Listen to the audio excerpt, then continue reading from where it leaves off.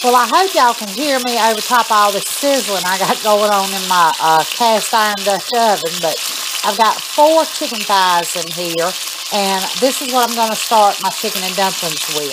And I just have my pot put on pretty hot. It's on about a number 7 on my stove, so it's pretty hot. And I'm not cooking this chicken all the way through.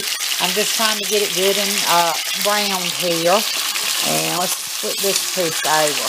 Now, once this gets good and brown, I'm going to just let it cook a few more minutes, and then I'm going to cover it with water and add a lid to it and let it simmer for a while so that I can get some good broth out of it for my chicken and dumplings.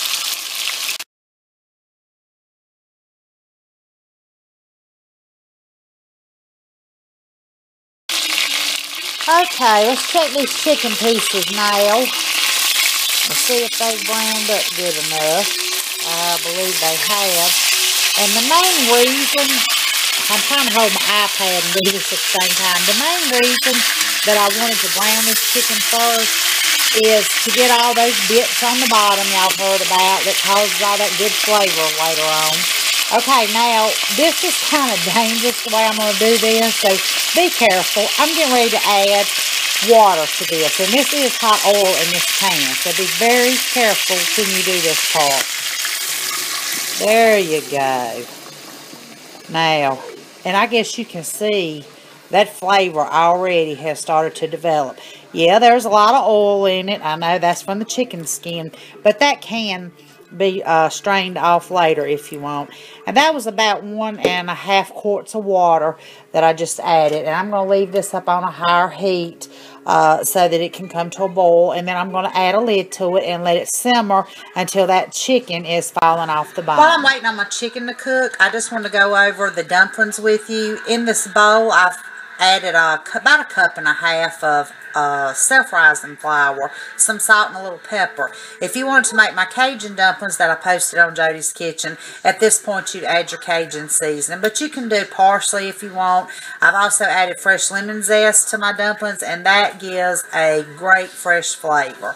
But I think today I'm just going to do some buttermilk and melted butter in with this flour and just make some basic dumplings. Okay, let's come over here and check on our chicken now and see how it's doing.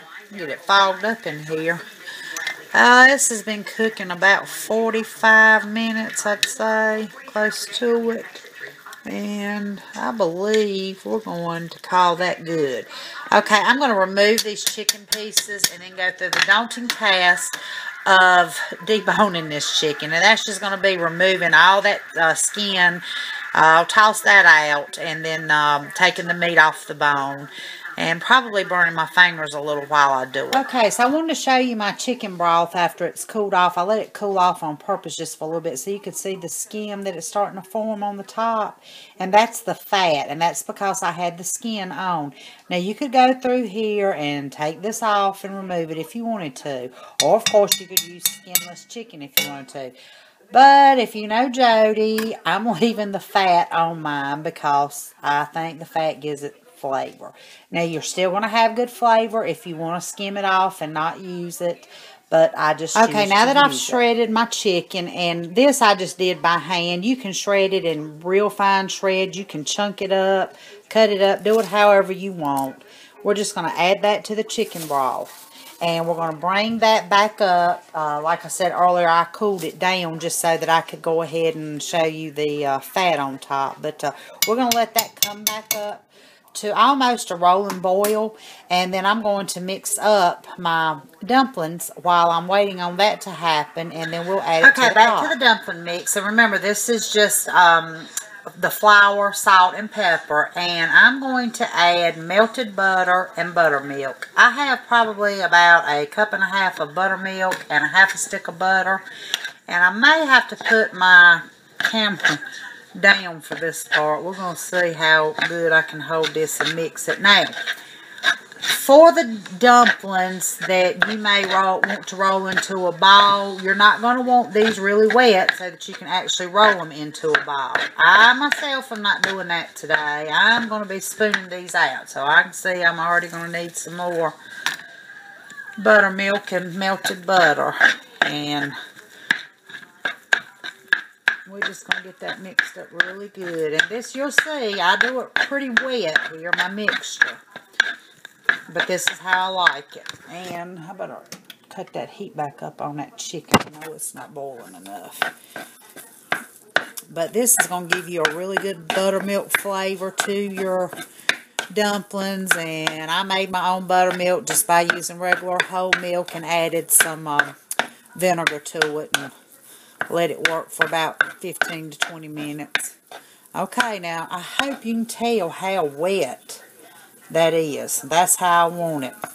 And I doubt I'm going to be able to show you how to do this holding this camera, but I'm going to try. Let's take a spoon. Just get a spoon on there. Okay, we're going to transfer it over here to our pot, and I'm just going to plop that in there just like that. Okay, come over here and get another spoon. Now these are very rustic dumplings, as you can tell. They're going to be nothing fancy. Like I said, if you want them fancy, you can roll them out. Okay, just plop it in there. Okay, and I could use 2 spoons for this, would be a little better, but I can't do 2 spoons and hold the camera, so I'll do a few and get you started, hopefully. I don't know, that's probably about tablespoon size, maybe a little more. Okay, and I'm going to cut this off while I finish doing this, so you don't have to watch me go back and forth, and then I'll show you what they look like. Okay, so my dumplings has just been sitting here simmering for a while, and you can see there's one of the dumplings, and it's gotten good and thick, and that is a big pot of love right there. It's got plenty of chicken in it, and I'm going to stop talking so I can plate me up some of this and enjoy it. And I hope you'll give it a try, and I hope you'll love it as much as we do too. Don't forget to taste it for salt and pepper in case you need to adjust it. Add you a little more and get it just the way you like it. Thanks for watching Jodies Kitchen.